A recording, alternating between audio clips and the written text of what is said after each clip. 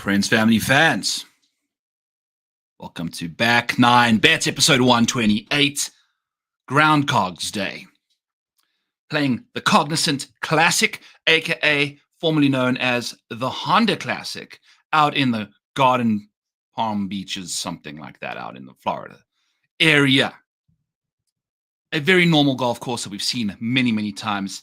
A place that's destroyed chalk in abundance. Lots of water. Lots of disaster, kind of like last week. As you can tell, there's a lot going on here. Got the double flags going on.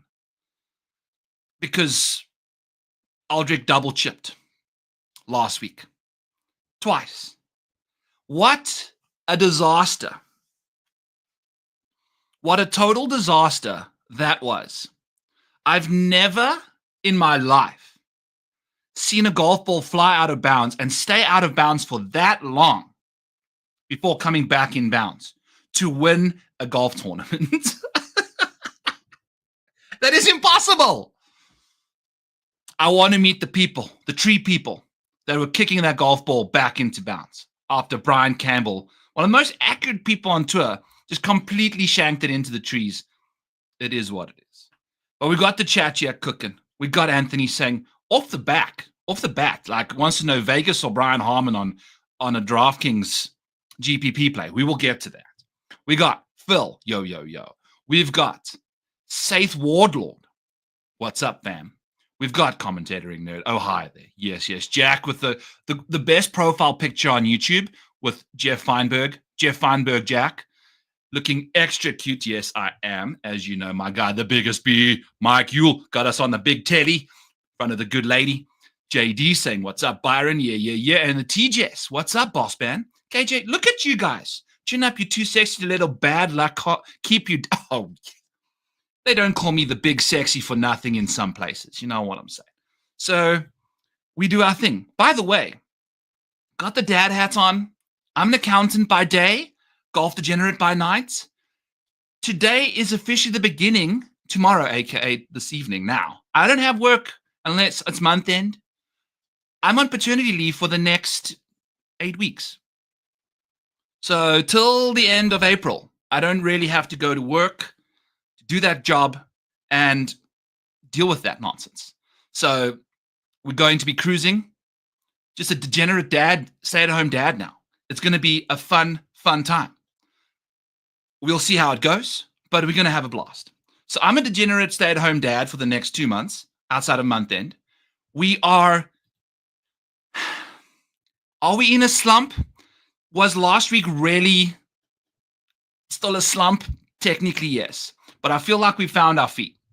We had some bad things go wrong. We had 2 matchups that we bet against, 2 guys that were only beat by 4 people on the entire golf course on Friday.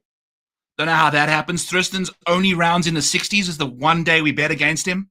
I don't understand. But that's okay. We're not talking about, the past is the past. The future, let's have a little sip here. We're sipping on some sparkling water. I should have a few twisted teas, but we don't have those readily available. JD said he almost threw his phone at the TV to hit it back into the tree. I know. It was incredible. It was one of the craziest things we've ever seen. Joanne saying, stop crying and start snapping and get it. Okay. Joanne, stop that. Let's go. We're back. Let's just get the freaking show on the road, yeah. It's the Cognizant. Here's the model. Let's bet some bets. Let's chat some golf. Let's figure out where are we going, yeah.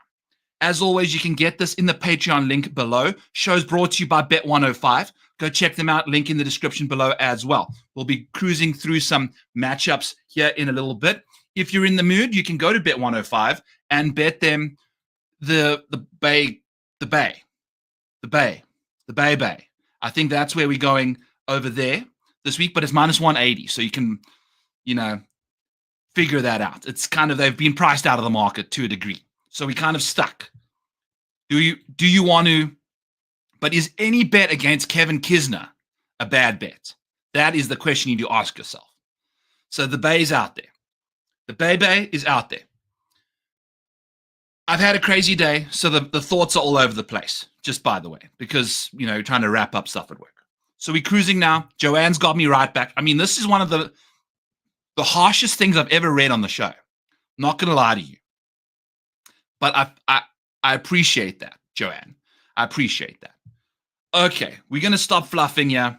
Here's the model. Upside ranks in the first column, as always. And you know what? Let's just get right off the bat. Right off the bat. In the comments below, let me know who's going to finish DFL if you're watching this non-live show. If you are watching it live, giveaway right now. In this tournament, who has been the most profitable golfer in this field over the last 12 months? Who's returned you the most money in the outright market, the top 5 market, the top 10 market, and the top 20 overall? Betting to win $100 every time they play. If you watch the show, you know that's how we do the stuff, yeah? Who in this field has returned you the most money so that I can have that column up for the rest of the show? It is not Ludwig, because Ludwig isn't even playing this week. In this field, Nick Taylor is not playing this week. Shane Lowry is not the answer. I need some good answers from you guys that are in the tournament. I will say that I've mentioned his name quite often, and it hasn't quite paid off this year. He's someone that really provides you with some high upside. It's not Lucas Glover. It is not Sepp. The question, Phil, is who in this field is the most profitable golfer overall? Who's returned you the most money total? Win market, top 5 market, top 10 market, top 20 market. Who in this field has returned the most money overall? It ain't Sepp Straka, people. You guys, it's not Sepp. It's not Pendrith, Joanne. Usually you get those right. I'm disappointed in you. You need to get your stuff together. Stop crying and get your answers better. I'm just kidding. Ooh, Michael Kim is closer because it starts with an M. I will give you that. Not Malnati. Farkin now showing up. He's a legend. I don't know what that even means. Potgieter is not in the field, and no, it's not because he did not win last week anyway. Also, this guy hasn't won. It's all got to do with top 5s, top 10s, top 20s. I know the show's gone off the rails early. Not Minwoo Lee. I need some more M's from you. You know what I'm saying? Closer. This guy is in second place, Max Griesemann. So Max is probably the closest you can get to this other guy's name. Max Griesemann. What else is there? It's not Mac Masner. That's a great guess, but that is probably even closer to the other name. So you guys are like narrowing in now. Keep going. Come on now. Mac Masner is about as close to this guy's name as not Double M, not Griesemann, not Denny McCarthy, not Max McGreevy. Hallelujah, Jack. We got him. We got Mackenzie Hughes, Mac Hughes. So between the two of you, we're going to have to figure out where we're going, but we've got it. Let's figure it out. Let me unhide this real quick and pull it up, the totals. So this is in the thing of you. These guys obviously don't have any stuff. There's Mackenzie Hughes. Look at this man. Profitable across the board. Top 5s, top 10s, top 20s. This dude is our dude. He's been playing some great golf. Now, we've been going after him hardcore in the last little while, and it hasn't quite worked out for us. So maybe. But at least the funniest thing is Mackenzie Hughes just totally forgotten how to putt because it just is that way. It is that way right now. I don't know why he's forgotten how to putt. So between Jack and JD, we're going to have to figure out how to Jack was technically first. So we'll have to see. Justin Hicks stats was discussed. I know he was putting his brains out. But as you can see here, we've got the form tracker. Take a look at this disgusting nonsense. Like, if you just take a look at the best putters in this field, we know Mackenzie Hughes is one of the best putters in this field. Where the hell is he? I mean, he's putted so badly over the last 12 months, he'd typically be right up here. He's gaining 0.42 strokes on the greens. But if you take a look at the last 4 months, it's only 0.15, and that includes the RSM. And then this doesn't make any sense to me. So we're just going to completely, it's only one shot link round. Okay. Form tracker, as always, got some questionable data going on there. We'll figure that out here shortly. But We got the Maniacs placement tool. We got the matchup tool. We got the model. We got all the course history over here. If you're looking for PGA National strokes gained by tournament, by year, we've got that. Some Memorial Park, Narashino Golf Course. We've got some Silverado Resorts. We've got some Craig Ranch. We've got some Detroit Golf Club, some comp course history over there. We've got the bet tracker. If you're looking for all the bets that we've been placing, that's all over here. Use the link in the description, Patreon below. Join the squad. I see a lot of the Discord hanging out in the chat. I appreciate every single one of you guys. All right, 10 minutes into the show, we've given away a giveaway. JD and Jack, I believe you both, or the JD, you recently left the Discord. I'll get you back in there again. Get you back in there. Okay.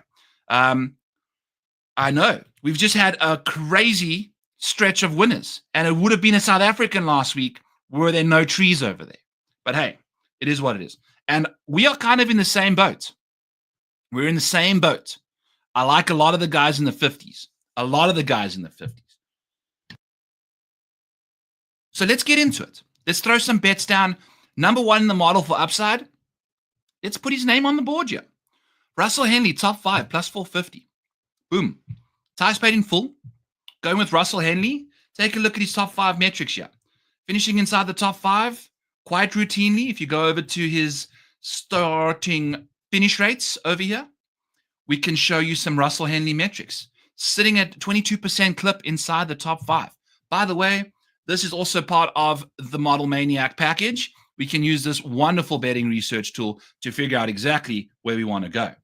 Once this loads up, we can go to this tab right here. We type in Russell Henley, and we'll pull up his stuff because he wasn't in the Farmers ever. So we're going to show that there. Boom. You go 2025, 2024, the last little while, and his top 10, top 5 rates are pretty darn solid. So we've gone with the top 5 option. If you click on this column right here, it shows you, let me get my face out of the way.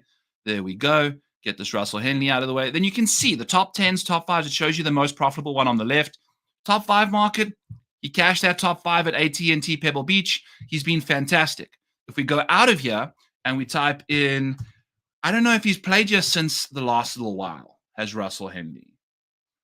Okay, so he played here in the Cognizant. So top 5s. He did not cash last year, but he cashed in 2021 and did not cash in 2020. This, I think, was a while ago. So he's got some top 5 potential at this golf course. We love Russell Henley's situation. And if you listen to the Fantasy Golf Degenerate show, you know that I'm all about these poor shot avoidances this week. We are looking for poor shot avoidance because that's going to really help us narrow down the guys that typically keep their ball in play a lot better than the other people. You know, a good shot is when you gain over half a stroke on a single approach. A poor shot is when you lose over half a stroke on a single approach. How do you lose half a stroke on a single approach? You hit your ball in the water. So that is how that happens. Let's get rid of these tee times as well, since I haven't got those loaded in this afternoon. Weighted poor shot. So basically, Russell Henley, sitting 7th on the board here, weighted. So it takes all the different strokes gain metrics that you use for this golf course. We're going to have 65% of shots come from 125 to 200. So that's why I put the proximities here. This isn't weighted. This is just proximities for 2024, 2025 so far. With the wedge in his hand, 125 to 150, Russell Henley second best in the field. If you take a look at all the different proximity buckets, his strokes gain in this field, 3rd in the field. Beautiful stuff. Great with the wedges, solid with the mid irons, and then you go into the long irons over here, 200 plus, and Russell Henley's best metric is 79. That's no dice. But luckily, hardly any of those proximity buckets come into play this week because it's a kind of a positional golf course. You're going to be hitting a lot of 125 to 200s, minimal 200 plus. That's why we like a lot of guys this week. Farker now saying we're going to put the house on Spieth. I love it. We've got people just chatting in the chat here. I'm not even going to pull up all this stuff. Irons have to be on fire to keep balls in. Absolutely. You have to be hitting. And I have a sneaky top 10, a 25 to 1 top 10, who's finished inside the top 10 3 times since basically the Pro Core. That's hitting his irons insanely well. We'll pull him up here in a little bit. Why can't we have Aaron Rye here? Yeah. Aaron Rye's still wondering why he doesn't have that dog in him. It took a Max Griesemann complete meltdown for Aaron Rye to win the goddamn Wyndham. Tee times are key to winning in first round. Yes. We got Cristobal de Solar at 450 to 1, by the way, this week. First round leader. We're going to get there. I'm all over the place. We're speaking about Russell Henley, and now I'm just getting into the chat, and now it's just all over the place. Back to what we were chatting about. Russell freaking Henley over here.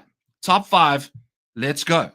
He's been profitable in that market. He finishes inside of basically 1 in every 4 starts. We love that about Henley. If you take a look at what he's been up to over the last little while, we've got that 3rd place finish in 2021, an 8th in 2020, a 20th in 2019.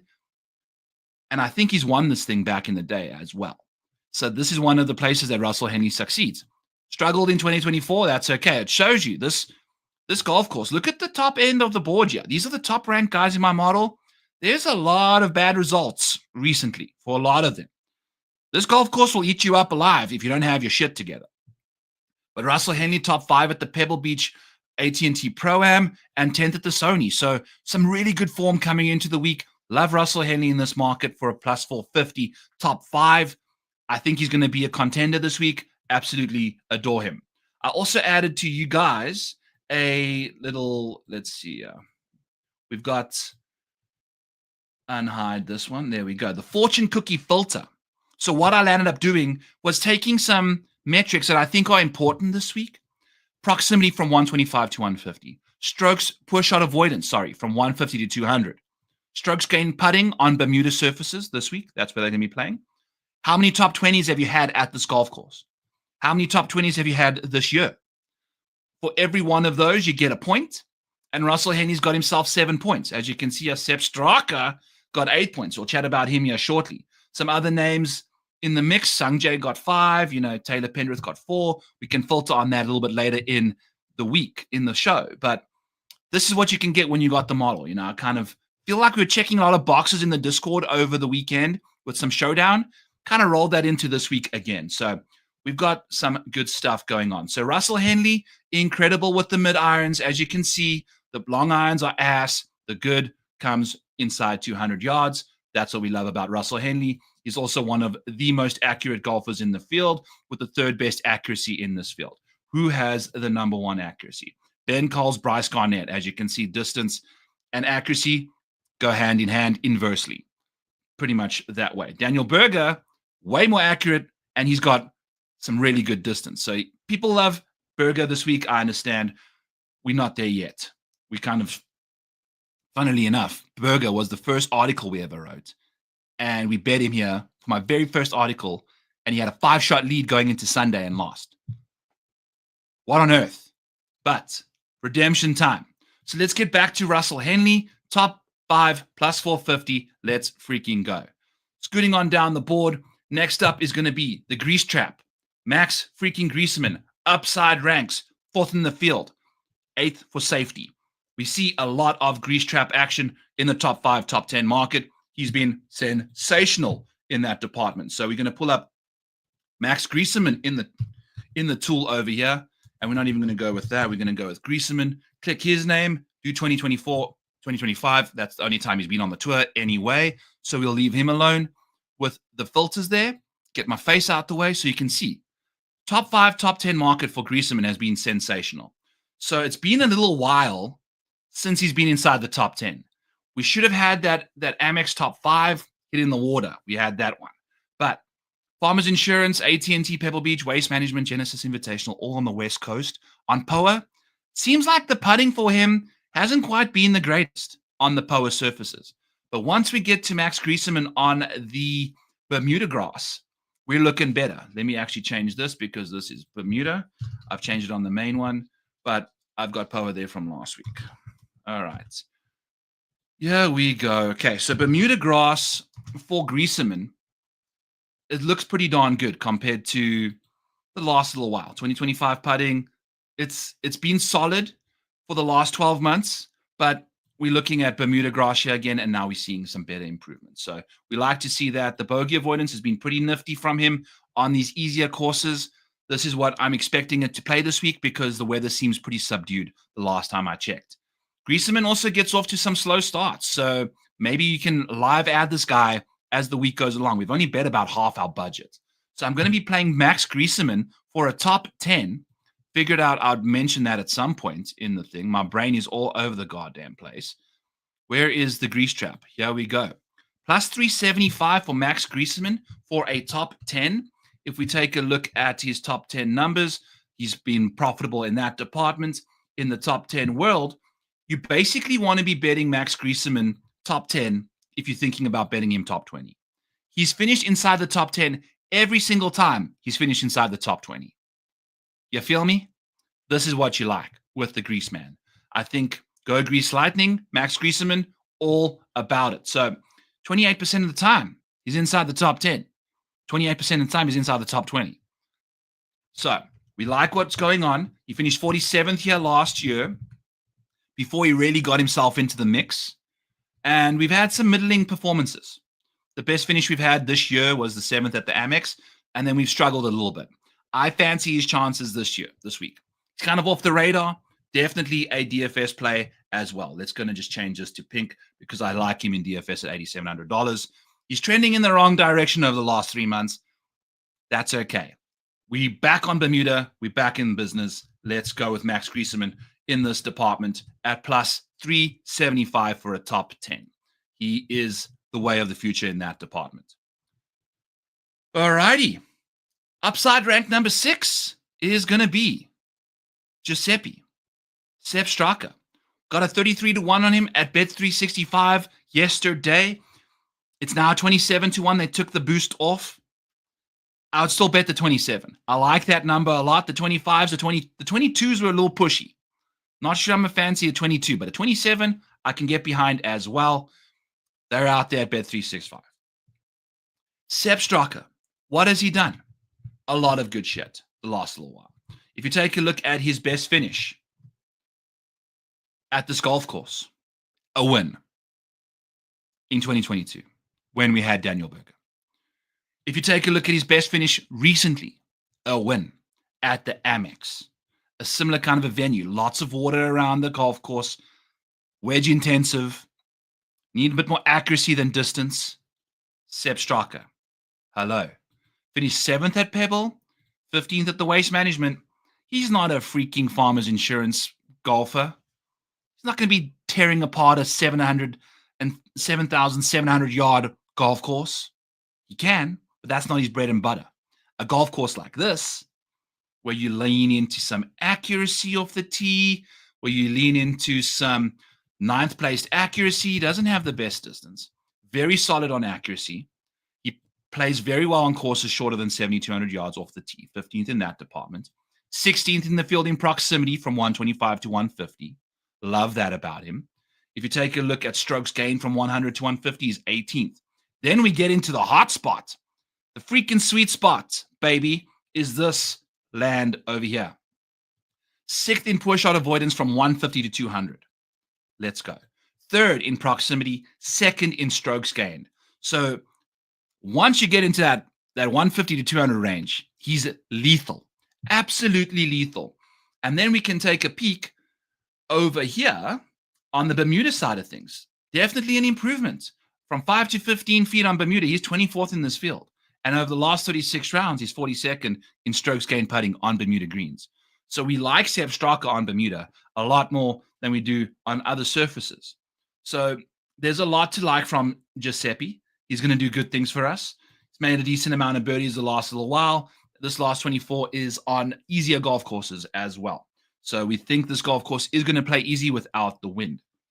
Let's go Sepp. Gets off to some good starts. If he can hold on, avoid the disasters in round 3, round 4, we are looking good. A lot to like about Sepp Straka. He's trending in the right direction over the last 3 months, obviously with the win, some great finishes on the high end of things. He's gained 21 points on this field over the last while at this event.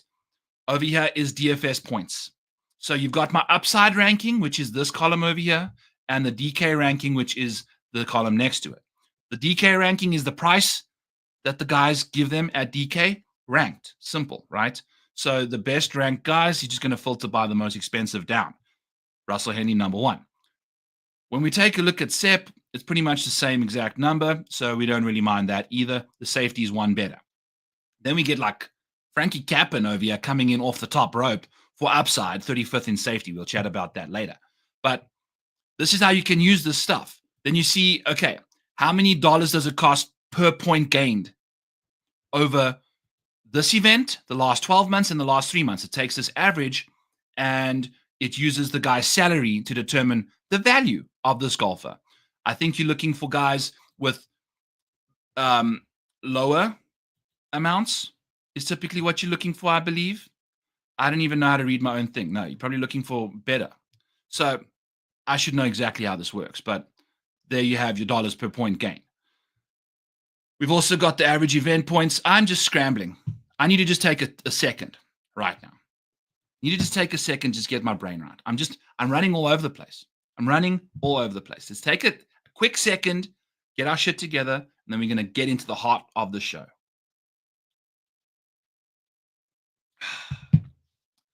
Okay. Let's do this. Stay on track. We're going to figure out how to get through these bets. We're going to do this without being squirreled all the time as I click into the chat. It looks like the chat's having a good time with themselves. They're just hanging out. They're not even speaking to me anymore. They're just chatting to each other. So that's okay. I'm totally okay with that. Sepp Straka, we've chatted enough about him. I'll be playing him in DFS. We'll see what the ownership's like, but I fancy his value in a big way. Some other bets. Let's go down the board here. Just right off the top rope, let's just go to Lucas Glover. Gary sits down here in 11th in upside, 14th in safety, which for Lucas Glover is actually kind of interesting. But the only profitable market for Gloveman has been the top 5 market, funnily enough. So that's what's going on in his world.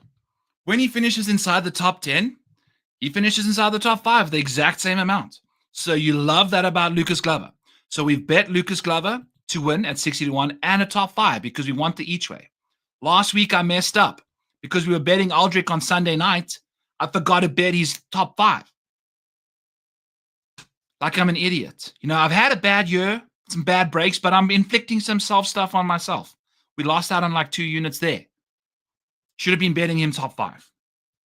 So Glover to win a top 5 bet there, plus 900 to win 2 units, pretty much covers our outrights and the other each ways that we have. So Lucas Glover, love the glove at this golf course for a couple of reasons. He's got good course history here. Strokes gained in this golf course, he's 11th in the field. If we take a look at his track record, 4th in 2019, a miscut the year after, 19th, 30th, and 35th. He makes cuts quite a lot at this golf course. It makes a lot of sense. 3rd at Pebble Beach recently. Very similar kind of golf course, if you ask me. Take a look at Pebble Beach's metrics. A lot of intensive proximities from 125 to 200. Similar kind of a venue. Waterish, water hazards. Got to keep your ball in play. Doesn't matter if you've got tons of distance, unless your name's Rory McIlroy. So there's a lot to like. 21st at the Sony, 30th at Pebble. And this isn't even really where we're getting excited. We're going to get excited when we scroll over to Lucas Glover's approach metrics. So his approach this little last while, the 12-year, wow. The last 12 months, the last 8 months, the last 4 months, and the last 2 months, aka 2025. I weight them all together. So we're getting the last 2 months 4 times in there. We're getting the last 4 months 3 times. We're getting the last 8 months twice, and then the last 12 months once. So it basically kind of stacks up the most recent ones, but we're still getting 12-month sample size because we don't want to have recent performances only. We just want to see, okay, if you have seen an uptick in your strokes gained, we want that in there a little more to kind of really get a feel for how these guys are going. You know, want it to be a dynamic strokes gained ranking because we don't want old stale shit really weighing us down, if you feel what I'm saying. Yeah. So Lucas Glover, ultra accurate off the tee, 4th in this field. Love that. 13th in strokes gained off the tee on shorter golf courses. Love that. Pink boxes, a lot of them for Lucas Glover, particularly inside 150. Proximity from 125 to 150, third in the field. Strokes gained from 100 to 150, third in the field.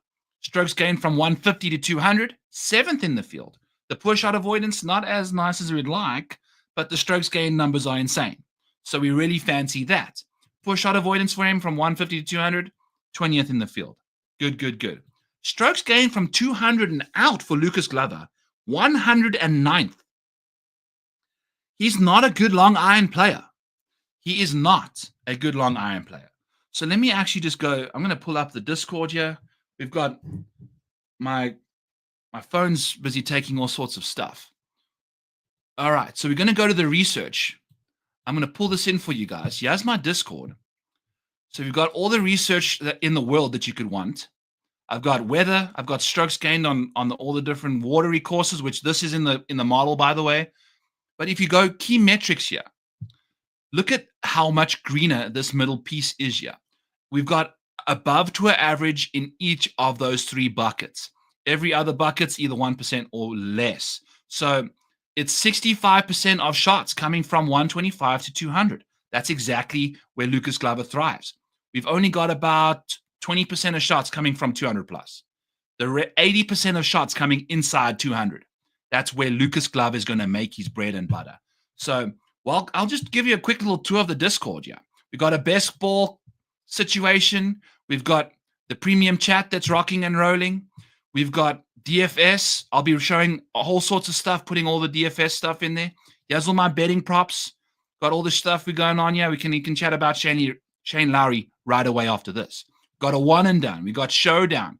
Got all my models. We got knowledge bombs that I've got all sorts of different each ways explained, strokes gains explained, signature event qualification, laddering and stacking placements, dead heats, acronym cheat sheets, blah, blah, blah. Anything you could wish for all over here. Link in the description. Check it the hell out. It's been awesome hanging out in the Discord there. Time to get back to Lucas Glover, and then I'll get to the chat. We're betting the top 5 as well. It is one of the more profitable bets that Lucas Glover has on his betting profile. And we love the mid irons. We love the accuracy. And Lucas Glover on the Bermuda greens. Jesus Christ. Is okay. You know, he's middle of the range. He's not the greatest putter in the world anyway. So we're getting a bit of love here and there from Glove Man. But the putting can come and go. It comes and goes. He's actually putting okay last little while. So a lot is going on in the right direction for him. I think Kevin's saying that it's a DFS play only. I don't like that, Kevin. I don't like it at all, to be honest with you. Is Glover 50 years old? He is old, and that's okay. That's why his long irons suck. You know what he's done? He's hit more wedges than anyone in this freaking field, and that's what he's going to thrive on this week, and that's why he's going to win this tournament. He's my one and done as well. Eat it, tour capture. Eat it, Kevin. I love you both, by the way. All right. Oh, my God. You had Lucas at 275 to 1 at Pebble. Oh, my God. Get back on him again. Get back on him. All right. We've got John C. I also want to add Norlander. Yes. Henrik Norlander has never made a cut at this golf course, but his irons are on fuego right now. We've got Acid Rain in the chat, 20 minutes. Okay, is that what you're calling like what happens out in Florida when Sepp lost? All right. Byron, what's happening with the weather? What I'm seeing seems to be good. Exactly. Not much wind. So this is why I've got easy scoring metrics in the model right now, because I'm expecting scores to be as low as they were last time they played here. But it also includes one less par. You know, they added a par to the par 4. They made it a par 5. So that's what's going on there. Max Grieseman, I'm seeing here some local love. He is from this area. I think he's grown up playing a lot of golf on PGA National. Lots to like over there. Gerard's ownership is going to be pretty high. I agree.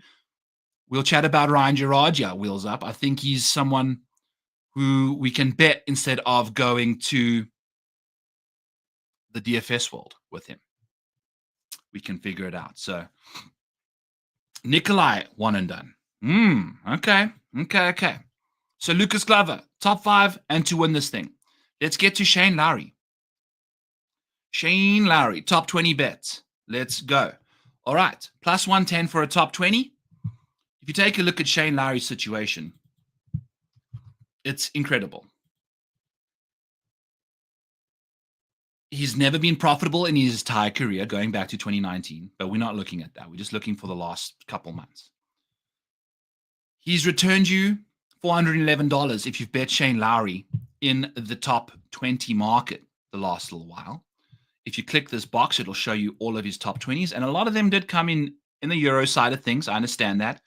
He's had one top 20 at Pebble Beach. It's the only time this year we haven't bet him top 20. The other two times he lost it for us. We love life. We love life. Going back to him again this week, top 20. He's been ultra profitable in that market. And if we take a look at Shane Lowry's track record at this golf course, we can go to the Cognizant here. Click this box. Off we go. The only market he's been not profitable in is the win market.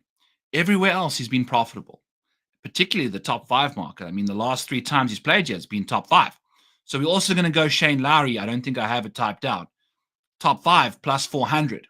Shane Lowry for 1 unit. So we're going to invest basically 1.25 units on Shane Lowry, 1 unit on the top 20 to kind of go for his long-term metrics that we just showed you, and then a quarter of a unit to get another unit back in the top 5 market at plus 400.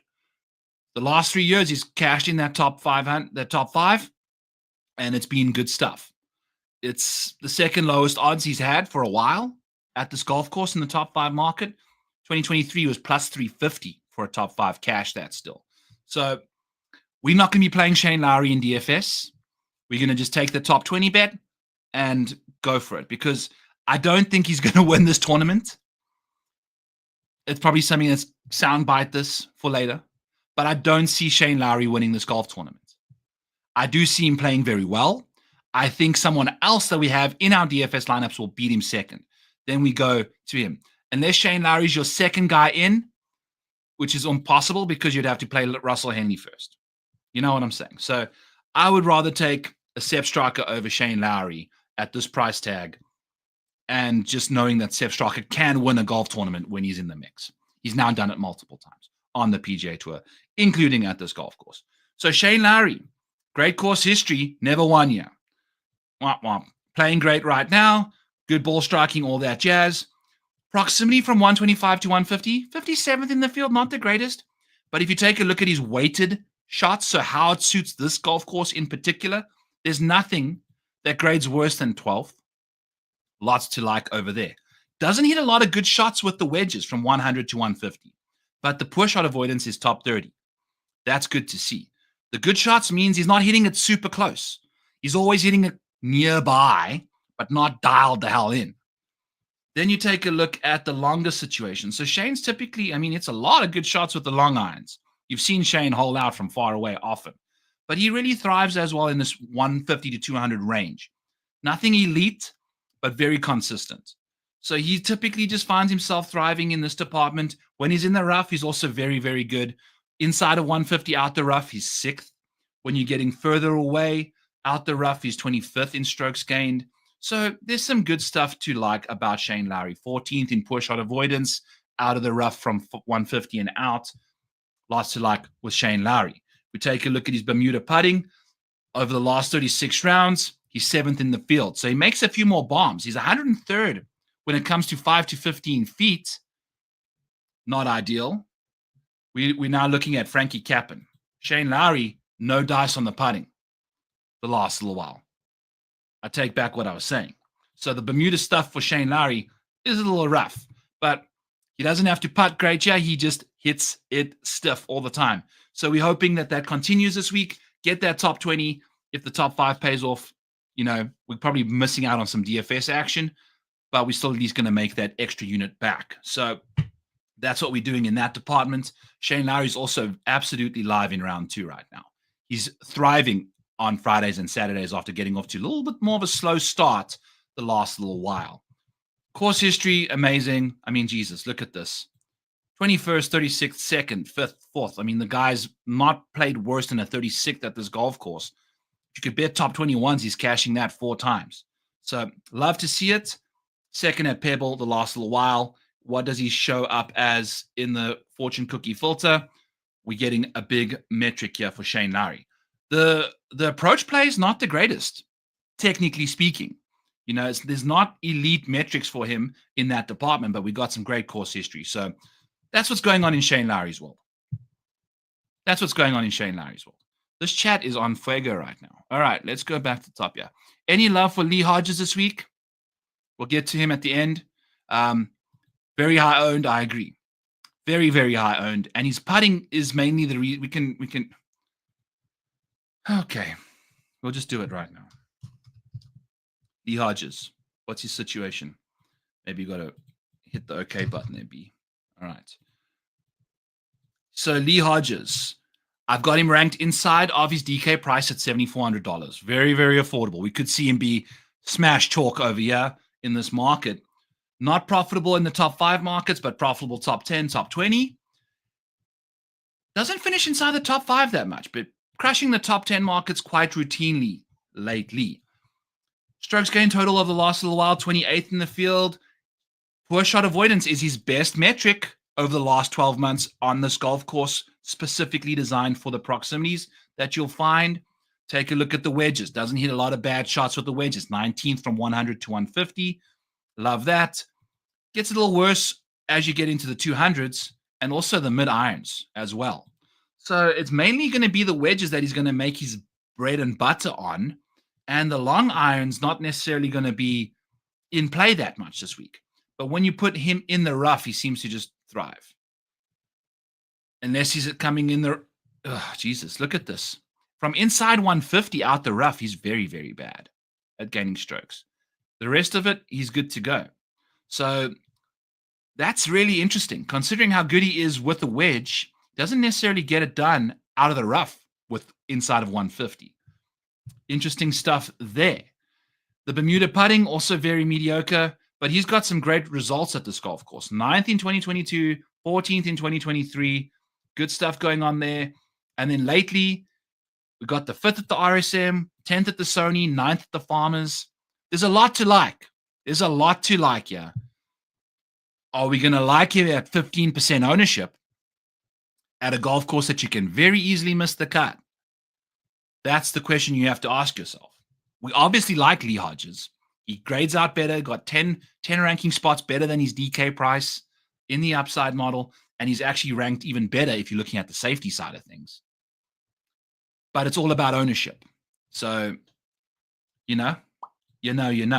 I think maybe a top 20 bet maybe on him, top 10 bets, not the worst thing in the world. But we don't have any exposure to him right now. We'll see what the ownership comes in and go from there. Yeah, a lot of you guys like him. I like him. That's what's going on. We'll see. It's all going to be ownership dependent. Brian, what's up, Brian? Love this event. Let's get after it.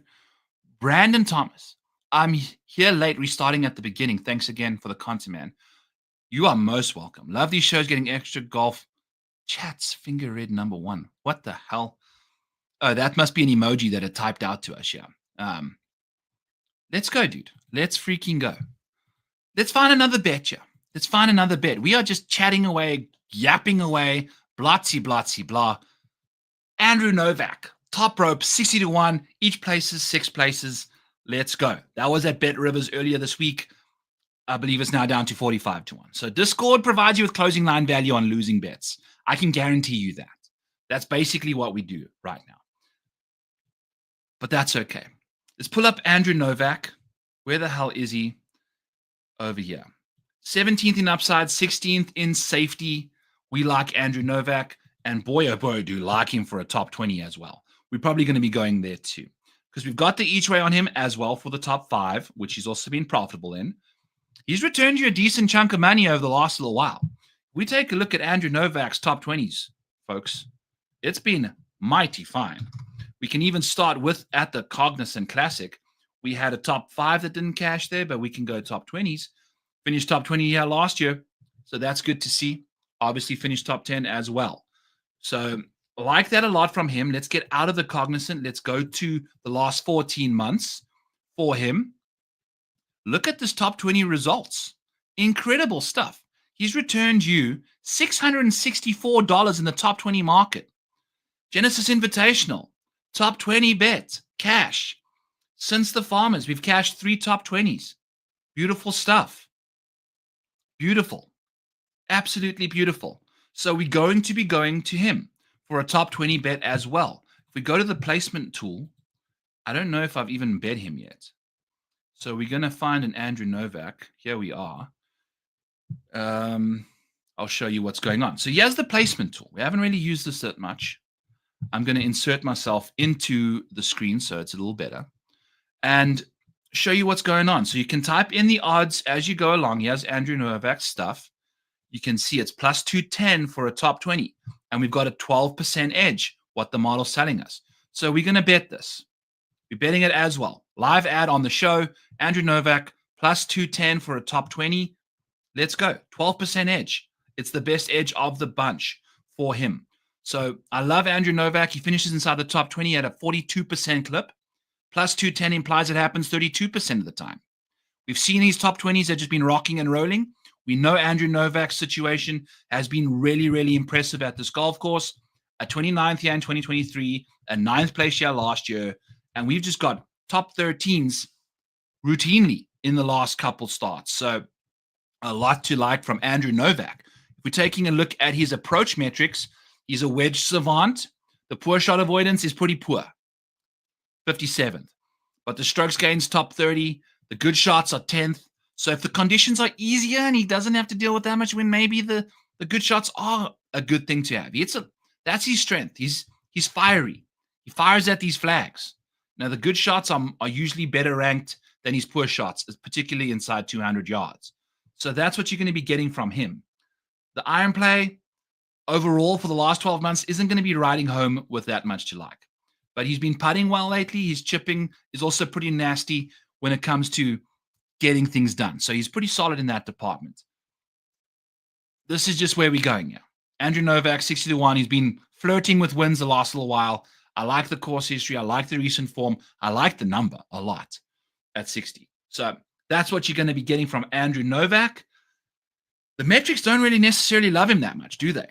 Despite him just constantly finishing inside the top 40, despite him just constantly finishing inside the top 20. I mean, he's got one of the best top 20 rates in this field. If you just take a look here, yeah, we're like sitting 9th behind a couple Corn Ferry Tour guys that are included in these weightings. You know, the Corn Ferry Tour finishes are included in this to kind of get a feel for how these guys go. We had the Corn Ferry Tour guys crush. Last week we had Quade Cummins knock out a top 40 for us. So we like that. You know, he's been pretty darn solid in that market for the last little while. And in Mexico, we were desperate. I mean, he finishes inside the top 40, basically 2 of every 3 starts. So you can use this for all sorts of stuff. Andrew Novak to win this tournament. Andrew Novak, 6 places each way. Andrew Novak, top 20. So we kind of invested on him right now. But the top 20 is at plus 210, right? So that's a nice number to go to one of the best guys in the top 20 market. I mean, he is, I believe, the best. Yeah, I mean, in a tier of his own right now in top 20 returns. So you love to see that from Andrew Novak. Woo! Let's go. All right. So we've spoken about Glover, we've spoken about Sepp, spoke about Andrew Novak. Let's get to the disrespected name of the week. Nicholas Echeverria, 100-1. Filter back by upside. Let's see where he is, how long it takes for him to show up, and it's only a couple minutes. 10th in the upside ranking. 43rd in safety. So we're really starting to see this profile of Nico Echeverria blossom in front of our own eyes here for upside. And he's a winner on the PGA Tour. He won at the Zozo, which is one of the comps that I have in here. I kind of feel like that venue mirrors this one to a degree. It also allows us to have a few guys that played there in this field as well. Top 5s, top 10s. He's crushing in that market. As you can see, the upside ranking is much better than his safety ranking because you can see the top 20 numbers, the returns aren't nearly as good as his top 5, top 10 finishes. If we go over to his actual metrics, top 20ing 21% of the time, top 5ing 13% of the time. That's a lot closer than most other places. Like look at Shane Lowry. Top 5, 17% of the time. Top 20, 60% of the time. It's a natural progression here. How I try to see the differences in these markets. Top 5, you want your top 10 to be double that. So let's try and find an ideal person that we can kind of mirror this off of. Yeah, let's do this dude, Denny McCarthy. He's got a pretty progressive way that he finishes in these different positions. So inside the top 5, 6% of the time. So then if you double 6%, you're going to get to 12%, which is pretty close to 17% inside the top 10 for Denny. Then you double that. That's 34%. His top 20 rate is 31%. So that's pretty close to doubling up. Then if you double up 31 to top 40, it's double. 62%, he actually finishes 64% of the time inside the top 40. So there's really not a market that you can pick on for Denny McCarthy because they're all the same. If the odds are naturally progressed, from the outright number to the top 40 market, there's no specific area that he frequents the leaderboard that much. Whereas Nico Echeverria does, look at it's red for all 3 of these boxes. Then he's top 40ing a lot more than he does top 20, So that's what we're kind of looking at. So if you're going to bet Nico, you're betting him top 10, top 5s, basically top 5, I would say, or top 40. That's the 2 markets you'd probably lean into, because if you're betting him top 20, he's also going to finish inside the top 5 quite a lot when you're doing that. So Nico, love the comps, love all of that. The short game's been fired up. He shows up randomly with the irons, and it's particularly with this 150 to 200 yard range. Over the last 12 months, he's been 24th in the field in strokes gained from that department, 150 to 200. Now, the poor shot avoidance, not the greatest. But remember, this guy is 100 to 1. So we've also bet him top 5 at 16 to 1 as an each way, essentially, to win 2 units there. So we got the both of those going on there.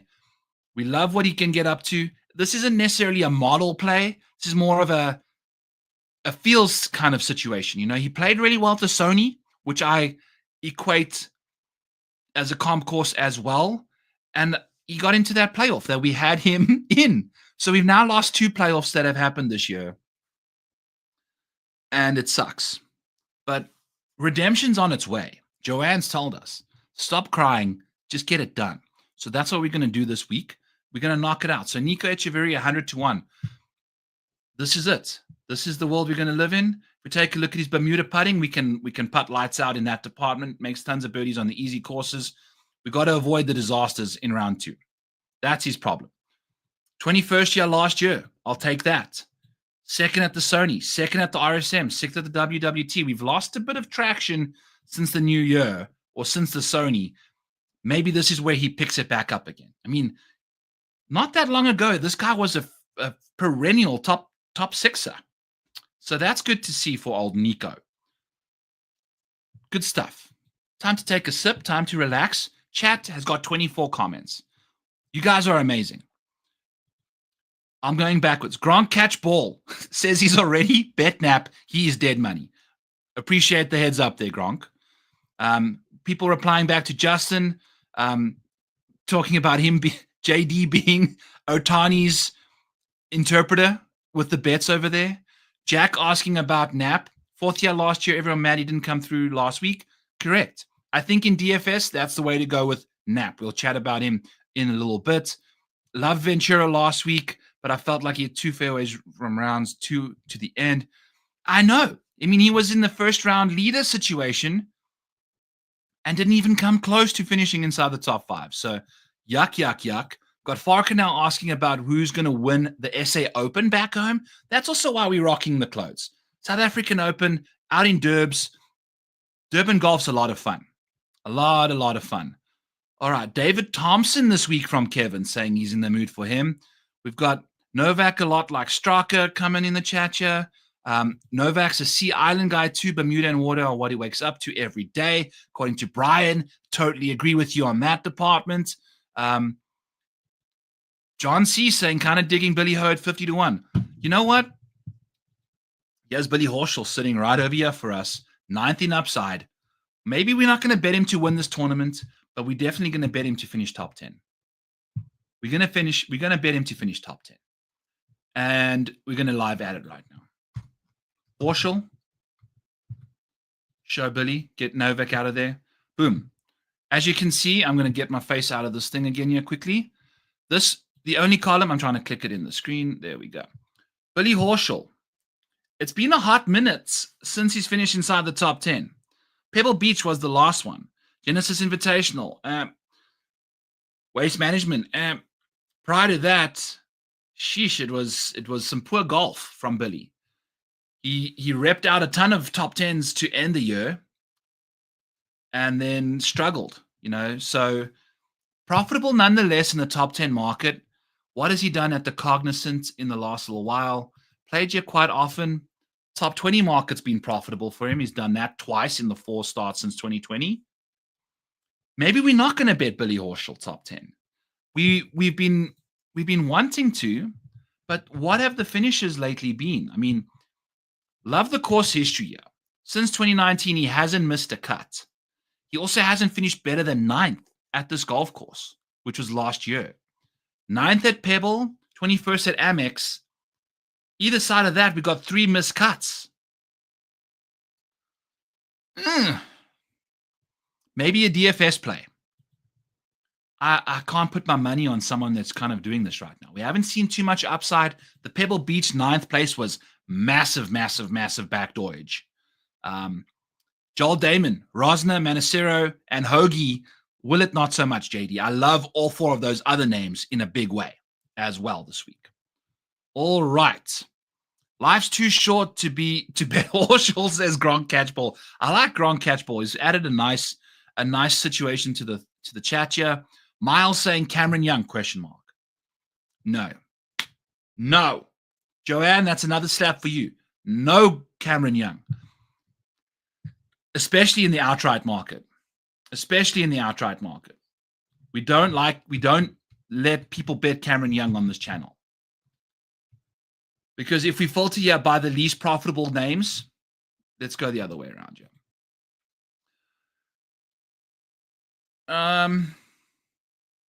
There he is. All right. So he's lost you $470 over the last little while betting Cameron Young. The only market he's been profitable in is the top 10 market. It's not been a good situation. He finishes inside the top 10 21% of the time. It's almost 4 times more than he does top 5. The last time, the course history is obviously very good.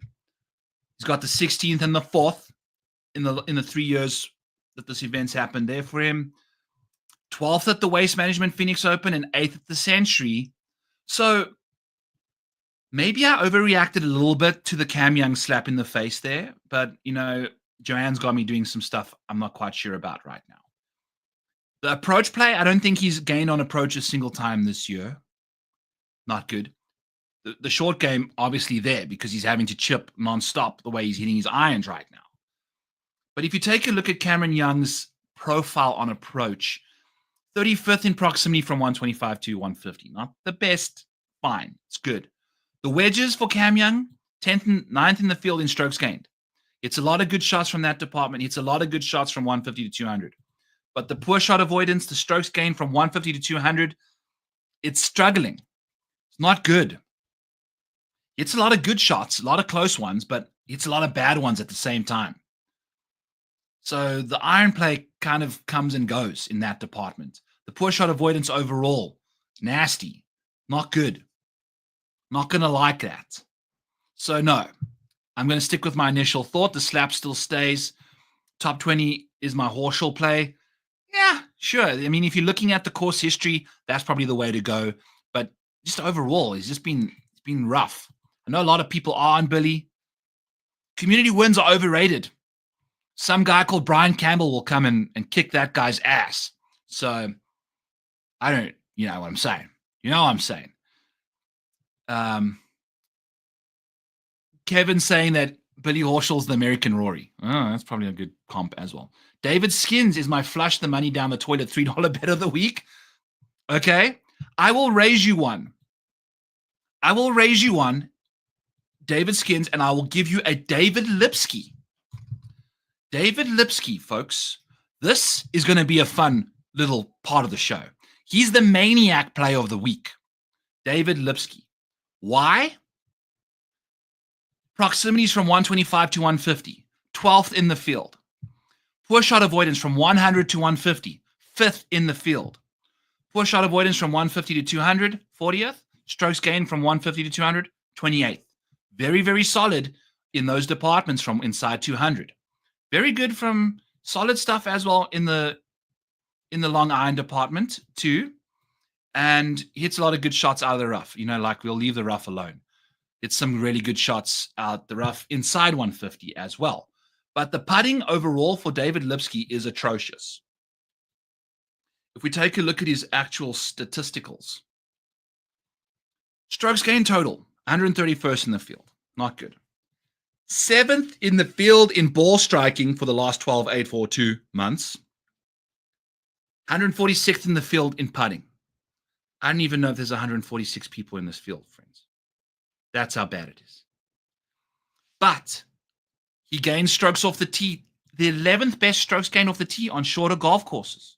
So short golf course, he does well off the tee. The iron play is obviously a good iron player, right? So maybe he's hitting a lot more irons off the tee on these shorter venues. You feel me? And now for the big reveal. The course history is like mediocre. 55th, 41st. Mexico, he finished 76th. Now, let me tell you what happened in Mexico. Through 3 rounds of golf, David Lipsky gained 6.7 strokes on approach. He was second in the field. And then lost 3.2 strokes in the 4th round. So he gained less than a stroke per round over the 4 rounds, but it was gaining 2.2 strokes on approach through the first 3. That is some next level shit with the irons. Very impressive. Very impressive. Now, did he lose 8.8 strokes putting that week? Yes, he did. But he's a better putter on Bermuda, and he has had instances where he's putted well. There's a few, if you look back on his track record, he has a few spike weeks. So, that being said, pull up David Lipsky, Byron. Yes, I will do that for you. Sure thing. We're devolving into schizophrenic situation here. So top 10s in his career has been profitable. So we didn't have to filter on the last little while, but we can. We can do that. And there's David Lipsky for you. Take a look at this situation. Top 10 market. We've got a cash money at the Butterfield. We've got a cash money at the Mayo, aka WWT in Mexico. And then another cash money for a top 10 at the Pro Call. All 3 of those, apart from the Butterfield, were triple, like 1,000, plus 1,000, and plus 1,600. This week, he's plus 2,500, tires paid in full for a top 10. Look at this dude. He finishes inside the top 10 randomly quite often the last little while. Another top 10 at the Charles Schwab. We go back to 2023. Been a while. Sony Open, top 10. But his odds are so astronomical. 25 to 1, you got to hit it once in every 25 starts. He's done that 1, 2, 3 in the last 4, 5, 6, 7, 8, 9, 10, 11. So 3 of the last 11 starts have been David Lipsky top 10s.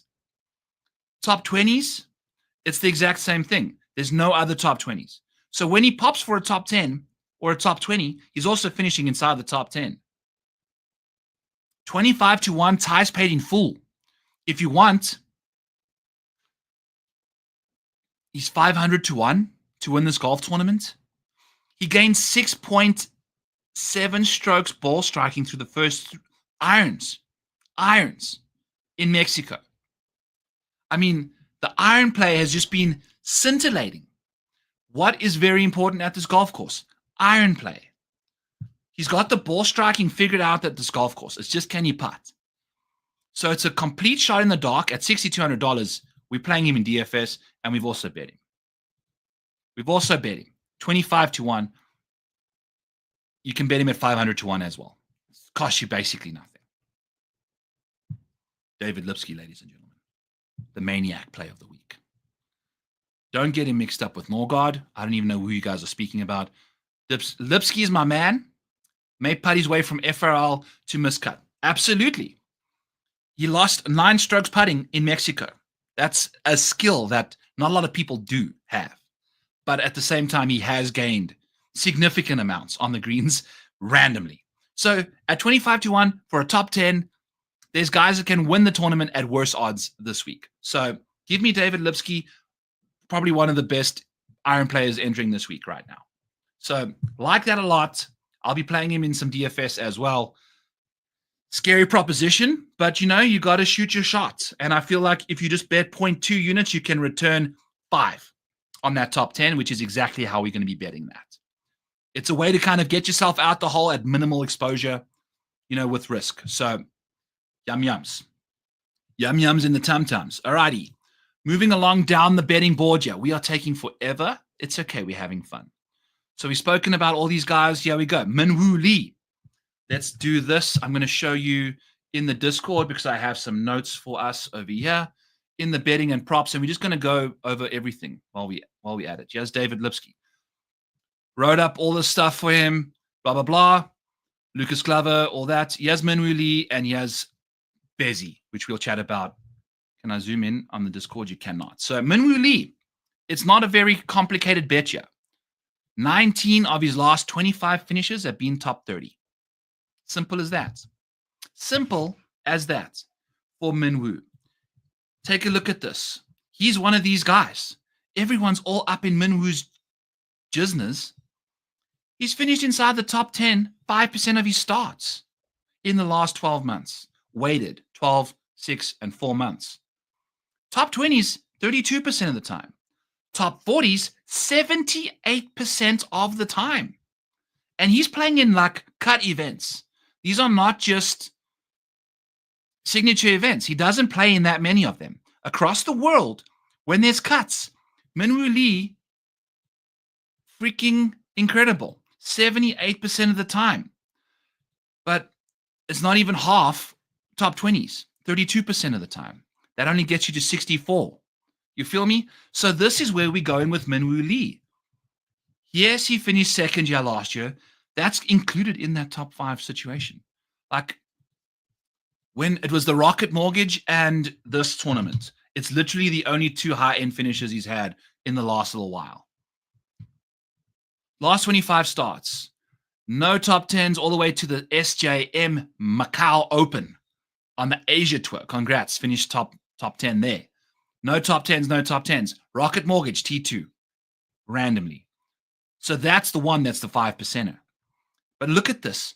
It's just a slew of top 24s and stuff. Top 30s, top 30s, top 30s. Just forever. Minwoo Lee, top 30, minus 110. Let's go. I mean, this is the market to bet that guy in. Top 30s. Minwoo Lee. Simple as that. Seabez. He had a WD in the last 25 starts, so we're going to go over the last 24. 24 starts. Seabez has finished top 40 in 21 of them. Has Seabez. Christian Bezuidenhout has finished top 40 in 21 of his last 24 starts. He's minus 110 for a top 40 this week. We are betting 2 units on him there. Take a look at this. It's incredible. Genesis Invitational, 39th. Waste Management, wow, 4th. Doesn't happen often. Pebble Beach, 40th. Tournament of Championship, 40th. So Bezzy is a top 40 magnet. He's incredible when it comes to top 40s. I love it. We take a look at his metrics here. 78% of the time, he's inside the top 40. Basically the same as Minwoo Lee. But Minwoo's got that top 30. I need to add top 30s to this situation. But Bezzy, minus 110, top 40. Boom chakalaka, Bob's your uncle. Off we freaking go. Love these 2 bets. We've made them already. Let's go. This is where we're going here. The placement tool, check it out. Top 40s, make it the biggest. Off you go to the right-hand side. Check here. we can see exactly which ones they are. Those are going to be Minwoo Lee and Bezzy. And Seamus Power. Apologies. So we'll chat about some Seamus Power, who's Kenny's Hustler Player of the Week as well. So Seamus Power, do I have him here? Yes, I do. Top 40, 2 units, plus 100. Seamus. Seamus Power in the last 12 months has not finished inside the top 5. Seamus Power in the last 12 months has had 5% of his finishes inside the top 10. 69% of the time he's inside the top 40, though. That's impressive. And you should know this, plus 100 means it's a 50-50 shot for a top 40. He's doing it 20% more than that.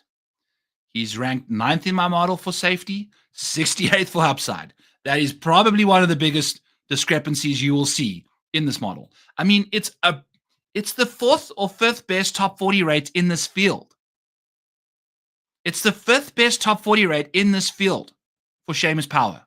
Yet he's got as many top 5s as Trey Molinax, Henrik Norlander, Bryce Garnett, Chad Ramey, Zach Johnson. Zero top 5s in the last year. But 7 out of 10 starts, he's inside the top 40. It's just find that comfortability and off you go. So there's a massive, massive edge for him in the top 40 market to win 2 units plus 100. Boom. Let's go. Seamus Power, baby. Where is he? He's not going to show up if we go with the upside ranking, obviously. But if we go with the safety rankings, that's going to kick ass. Look at this. Horrific in the top 10 and top 5 markets. $250 return in the top 20 market. That's what you like about Seamus. That's the way to bet him. The iron play is pretty solid. We're getting poor shot avoidance for him. This is why. He's safe. Weighted metrics. Nothing is better than 61st in the other departments. Strokes gained, proximity, green regulations, good shots. Nothing's better than 61st. 8th in poor shot avoidance. He just plays safely. That's all he does. It's just incredible. The poor shot avoidance from 150 to 200, 28th in the field. I'm assuming we've got some good ones out the rough. Poor shot avoidance from 150 and out, good. Poor shot avoidance from inside 150, 23rd in the field. Love that. That's what you're getting from Seamus. Safety first in Irish. Let's go. If you take a look at what Seamus has been up to the last little while, he's missed a cut here back in 2019, showing up for the first time in a while. Look at these last couple finishes. 17th, 36th, 24th. Let's do it. Top 40 bet for 2 units, plus 100. Bam, bam, bam. Ryan Gerard, someone mentioned earlier. We've got a lot of top 40 bets this week. That's been the market we've been successful in. And they're all nasty-ass 1-to-1. Plus money, plus 100, minus 110. We're okay with that. If we take a look at what Ryan Gerard gets up to, his safety is probably going to be pretty darn good too. Where is he over here? There he is. 34th in safety, 51st in upside. Ryan Gerard, top 40, plus 100.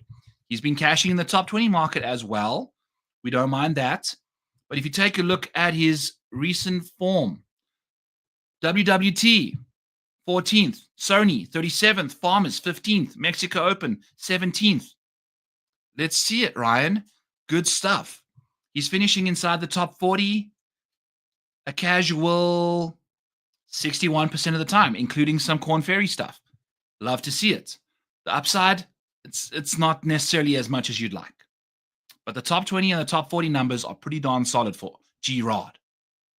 So we're going to him for a unit, plus 100, boom. Boom, boom, boom. We like him a lot. Then we're going to go with Bud Cauley.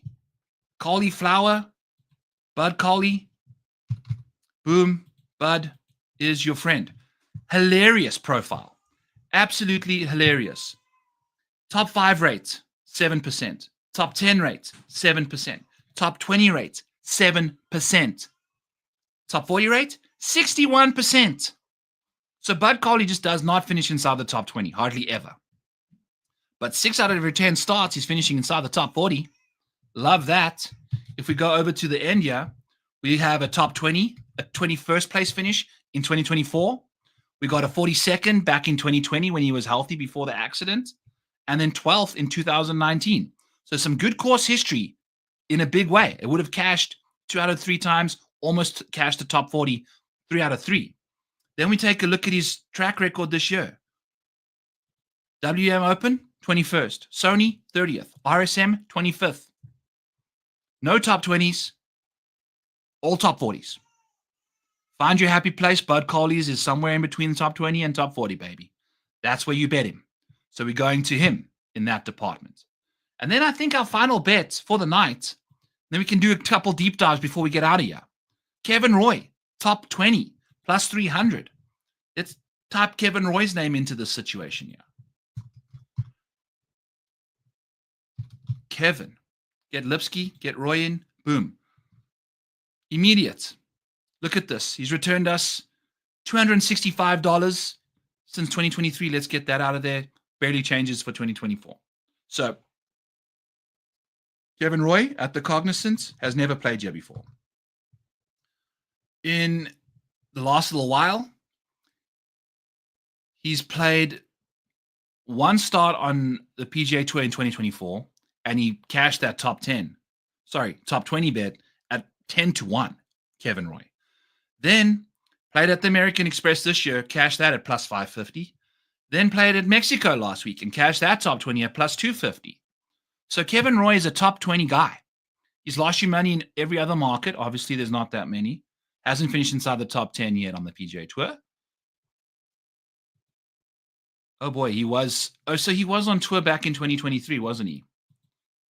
And his top 20 market was pretty solid, top 10 market as well. So he was doing it, but finished pretty poorly. That's what made him go back to KFT. Kevin Roy's playing good golf right now. Played nicely on the KFT. If we take a look at his top 20 rates on the Corn Ferry Tour, I'm zoomed in like crazy and I can't find my guys. Let's do this over here. Clear him out, get Kevin Roy in here, and then I'll be back in the chat, and then we can start sending in your nominations for some deep dives if you're in the mood for that. So there we see Kevin Roy, Amex and Mexico, 2 top 20s in that department, finished 29th here in 2023. Good to see in that world. And then if we go and take a look at his Corn Ferry Tour stuff, he's finishing inside the top 20 in the last 12 months, 6 months and 4 months, weighted on that way. Inside the top 20, basically 1 in every 2 starts. Good to see. And in the top 40s, when he's basically finishing inside the top 40, it's a top 20. 56% of the time it's a top 40. 49% of the time it's a top 20. There's not that big of a difference between those two metrics. Yet, there's 32% between his top 10 rate and his top 20 rate. So he finds himself quite comfortable inside the top 20, not so much inside the top 10. So that's where we're going with Kevin Roy, plus 300 for a top 20. And that concludes our betting card for the week. Let's go. We are going to go look at a couple quick Bet 105 bets here and knock a couple out in the matchup markets here. Let's get Kevin Roy off the thing. All right, let's go here. Sports. Okay. Internet. Here we go. Go to golf, PGA Tour. Got TGL matchups. Minus 181 for the Bay Golf over Jupiter Links, if you're in the mood for that. We are not right now. Take a look at all these matchups going on here. Just crazy, crazy. I'll eventually get there. There we go. What on earth? Look at all these golf tournaments that we got going on here for stuff. Holy cow. Okay. So Denny McCarthy over Benny On is enticing. Let's take a look here. We can zoom in a bit. There we go. Joe Highsmith over Mac Masner doesn't really do much for me. Grayson Sig over Sam Ryder. Sam Ryder's got some really good course history here. Bud Colley over Bo Hostler. That's more of a safe play than anything else. Bo Hostler's been doing some crazy shit the last little while. Justin Lowe over Hubbard. Not really. Doug Gim over Chris Kirk. There's going to be a lot of course history going on. Grieseman over Kurt Kitayama. That seems like something I might be interested in. Let's take a look here. Okay, so we go matchup. We go tournament long. Max Griesemann over Kurt Kitayama. Almost. But we're getting what? Plus 105? Plus 107. So we could get ourselves into a value situation of 3. There we go. Okay, that's our first one that we might be looking at here. All righty. There we go. And what you can do, and some of these have these, is you can click on this 4 and you can bet a spread. So basically, if you're looking to invest a little bit less, you can grab a better number for Luke Clanton, but he's got to beat Jonathan Vegas by 2 strokes. So basically, if Clanton makes the cut and Vegas misses it, you're not going to necessarily get that there. But what's really enticing is, let's actually take a look at this matchup, because I kind of like Vegas's consistency, but Clanton has much better upside. So, we're not going to necessarily go there. And if we change that to what, minus 110, we lose value. So we're not going to be betting that matchup, but that explains to you how you can use this. We're going to get that out of there. So we're going to get to some Griesemann for sure over Kurt Kitayama. And if you take a look at these two guys' situations, you can go Griesemann and Kurt Kitayama. Click his name. Okay. And then find Griesemann. And click his name. Get it in here. You can compare the two. And the top 40 rate is basically the same for the two of them. The top 20 rate's higher for Griesemann. The top 10 rate's higher. And the top 5 rate's higher. So they're probably both going to make the cut, given their made cut percentages. Pretty high for both of them. But Griesemann gives you a bit more upside. He does finish inside the top 10 a little bit more. If you compare them directly head-to-head, they tied at the Waste Management. Griesemann beat Kurt at the Farmers. Griesemann beat Kurt at the Amex. And they haven't played any other tournaments together. So you can kind of use this tool to kind of research your matchups, and then you can find them like this. We got the three points of value for Max Griesemann over Kurt Kitayama. Scooting along down, some other names. Daniel Berger over Taylor Pendrith is a fascinating bet. The model's not going to like him nearly as much.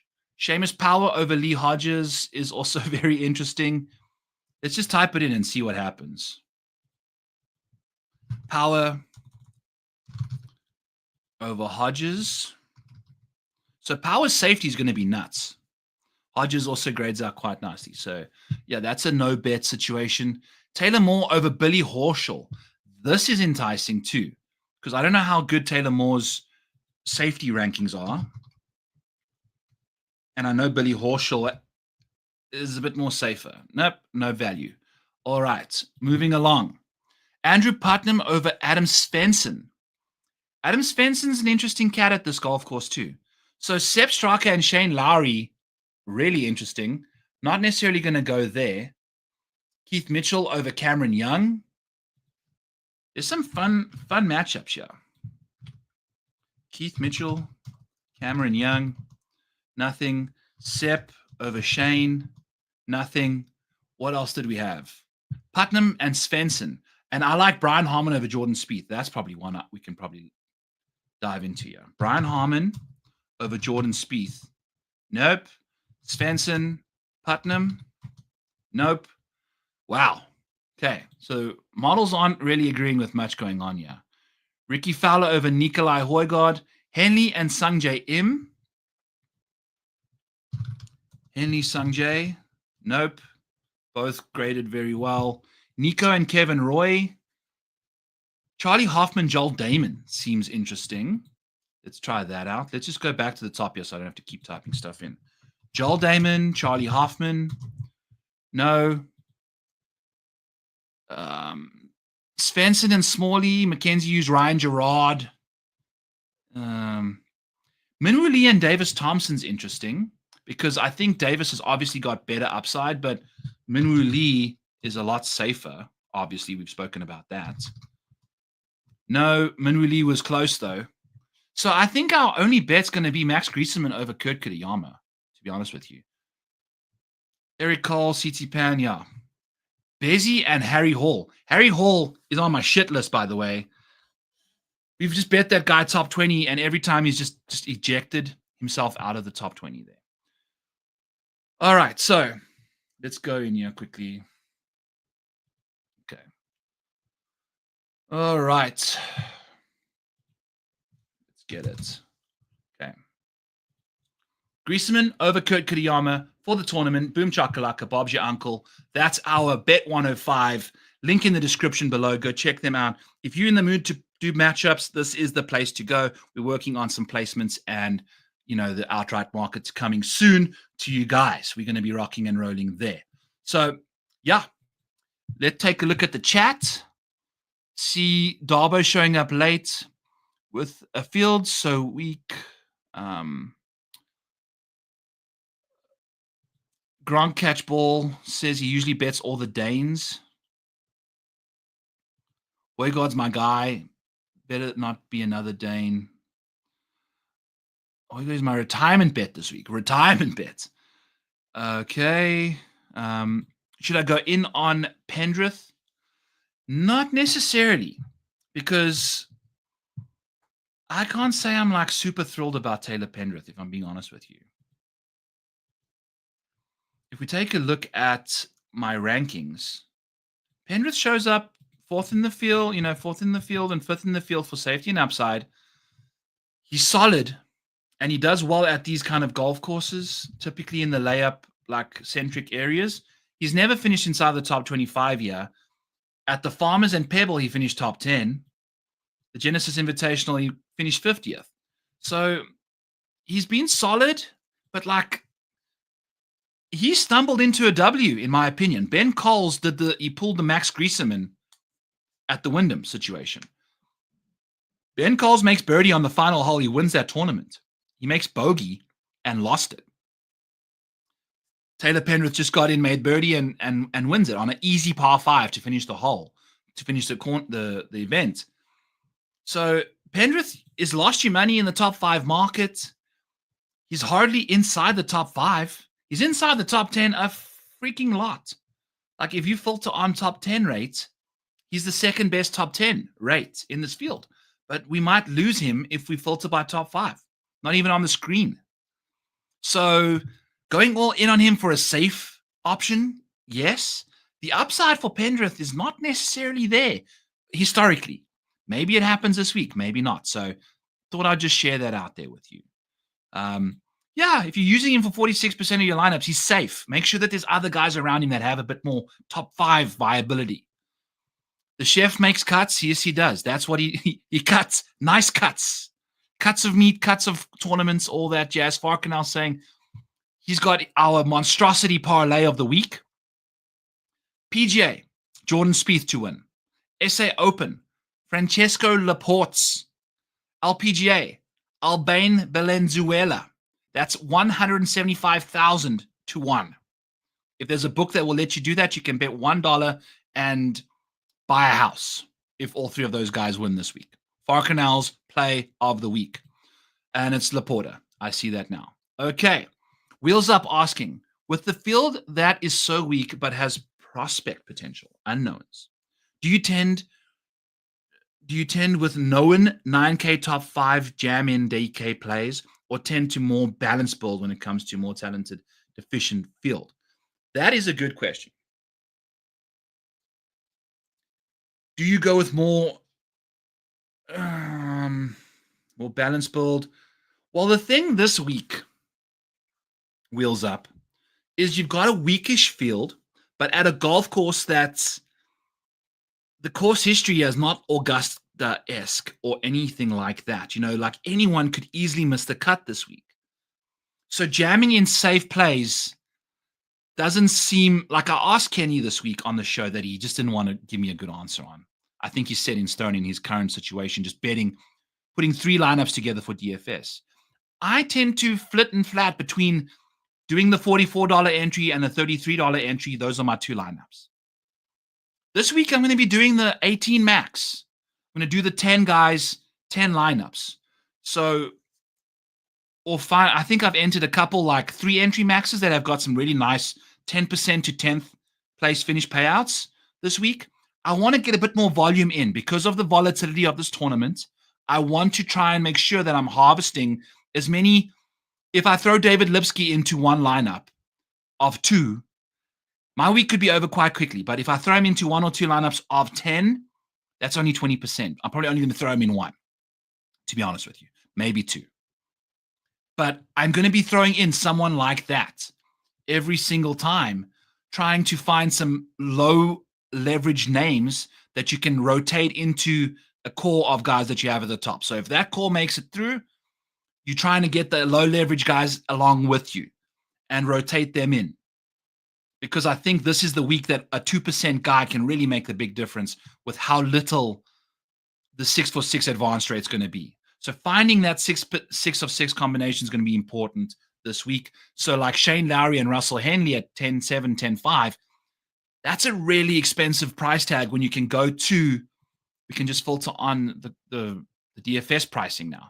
You can go to like a Sepp Straka or a Min Woo Lee, who you know is going to be making a bit more cuts than normal. Taylor Pendrith's going to be a bit more safe. Daniel Berger probably provides you with a bit more upside than he does safety, in all honesty. So, you know, Daniel Berger's recent situation, he missed the cut year last year, but he's 4th and 4th. Second 12 miscut, 21st miscut, you know. So Berger's providing you with a little less safety than Henley and Lowry, but he's also giving you a bit more upside. I know Shane Lowry finished 2nd at Pebble. He was playing with his best friend. Rory was basically holding his hand the entire way. So that might come back and bite me in the ass. We've already bet him top 5, top 20. But you feel me what I'm saying here. Like, look at this. Look at the top of this board. Daniel Berger through Denny McCarthy. Daniel Berger, Sungjae Im, Taylor Pendrith, Sepp Straka, Denny McCarthy all missed the cut last year. That just goes to show you the volatility of this field. So jamming in the safe plays, probably not the way to go. You want to go get your studs, get your 2 or 3 guys that you can really feel winning this tournament, and then finding the complementary other 3 pieces down at the bottom. Look at this. You know, like look at this entire 9K range has just got volatility all over it. So that's what I'm trying to tell you there, if that answers your question at all. Feeling some Bo Hogue. Never heard of the guy until about an hour ago. Which one are you talking about, Joe? Even in the, like, who are we talking about? Tom Hoagie, Bo Hostler? Who the heck are we talking about, Joe? I have no idea what you're asking there. Keep betting, Kevin. You'll end up eating at Roy's Rogers. Zach Johnson, plus 550 for a top 20. I don't know about that one. What I can tell you is if we filter on round 1 strokes gained, Zach Johnson will show up a little quicker than anything else. Where the heck is Zach Johnson in this situation? There he is. Zach Johnson, round 1 showdown, play of the day. 19th in the field in strokes gained for round 1. 86th or worse for the other 3 rounds. 86th or worse. And he's actually got some good course history here. Last 3 starts have all been top 21 with a miscut in the 4th one there. So he's pretty solid at a golf course like this. I think he's not a terrible first-round leader play. By the way, Cristobal del Solar, 450 to 1 for a top first-round leader play. 5 places each way. Look at this. He did it again. He's only gained strokes twice this year. They've both been in the first round.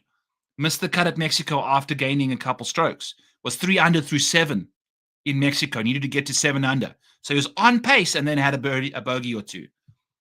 450 to 1. Round 1 showdown, and you want to be playing him first round leader for sure.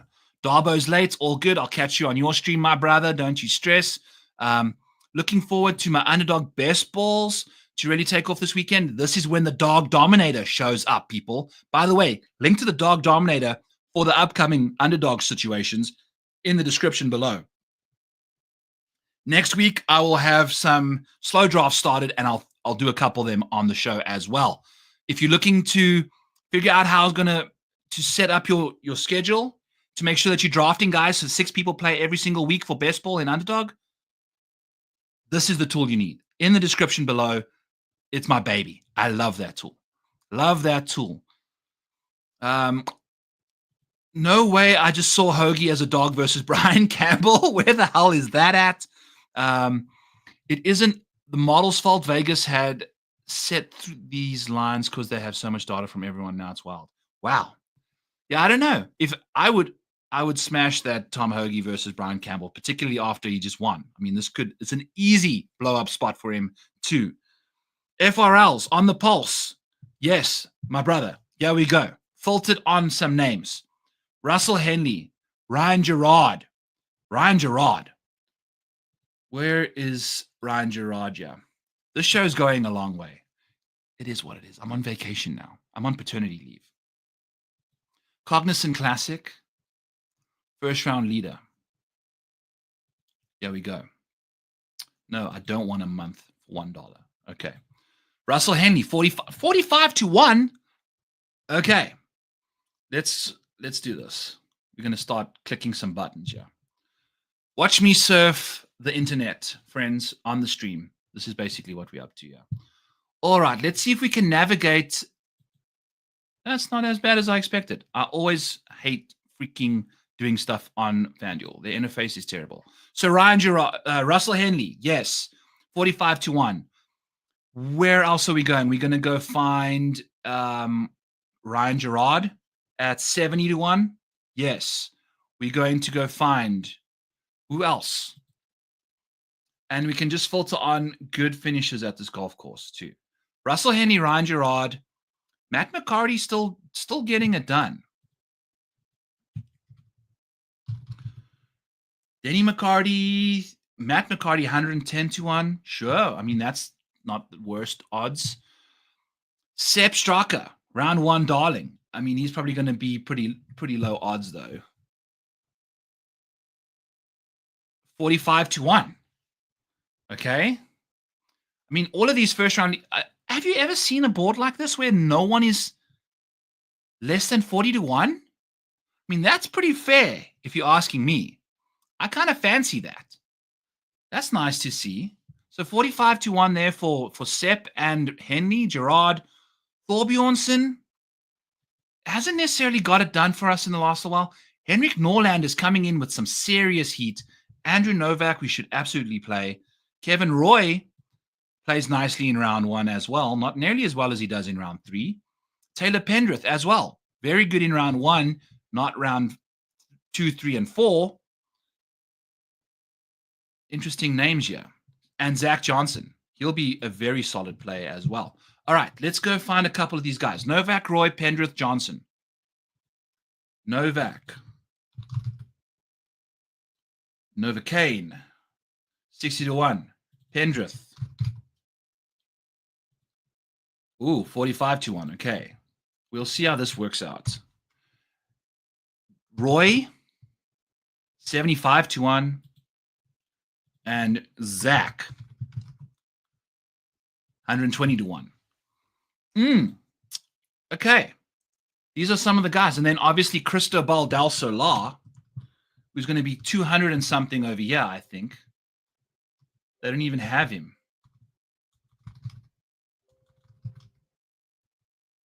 There he is, yeah, 250 to 1. If you go to Bet365, he's 450 to 1. And you get the places in each ways. My little secret tip for you guys. Okay, so are we going to bet every single one of these guys? Is that what we're doing here? It's a lot, but they're all pretty solid odds. 45 to 1 as the smallest guy. And we get Pendrith, Sepp, and Henley. Interesting. I will post out on X. I'm going to make sure that we're not overexposing ourselves in this market. But maybe, maybe we bet all of these dudes. We'll double check. But we're definitely going to bet a large majority of them. Everyone that's more than 75 to 1, we're definitely going to be betting for sure. So the one that I might leave off is Pendrith, if I'm being honest with you. But we may be going to play him too. I'll post it on X, let you know, hit you guys up in the Discord as well. Love the Grieseman over Kitayama call. Thank you, Darbo. For once we agree. Yay. Good for us. Look at us go.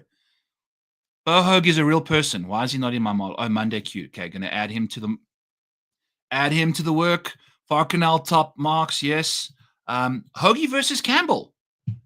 on bet 105. Is that what you were seeing? I mean, why the hell not would we do that? It is. In fact, oh Jesus, and we're going to do this fun one here where we're going to go, it's the other way around. Shoot. All right, we're just going to take it straight up. Ideally, we want this to be -1.5 because then you get that miscut equity with less investment, but now it's just giving him a handicap. We don't want that. We'll take the 104, yeah. So what is 104? It's going to be 30.8. No, it's not. 31. 20. There we go. Do I have enough? I do not. So we're just going to go 29.31. We're going to empty the bank balance on this one. Should have more in there. Kind of embarrassing that I don't. Lost my 2 bets on Tristan and freaking Grayson Sig last week. So that's the situation we're in. All right. So bet 105. Link in the description below. Available in all 50 states. The best matchup odds. You can get these kind of handicaps on them as well. Hour 40 into the show. I'm starving. Looks like the chat's dried up a little bit. Lee Hodges WD. Ooh, interesting. That's okay. No reason, just out. Jeremy Paul in. Jeremy Paul, the guy that just showed up out of nowhere as well in Mexico. You never know. These guys that feel themselves last minute, they could get some momentum going in. Boom. Hour 40. Happy freaking Cognizant Classic, friends. It's a winner time this week. We're going to hit a winner. This week. We got Sepp, Andrew Novak, Lucas Glover, Nico Echeverria. Got another half a unit still to burn. Might going to do some live ads. Get our guys through the cut. Find some good ball strikers and off we go. So I appreciate all of you. Hit the link in the description to the Patreon. Join us in that department there. All the tools I've been using here are available to you over there.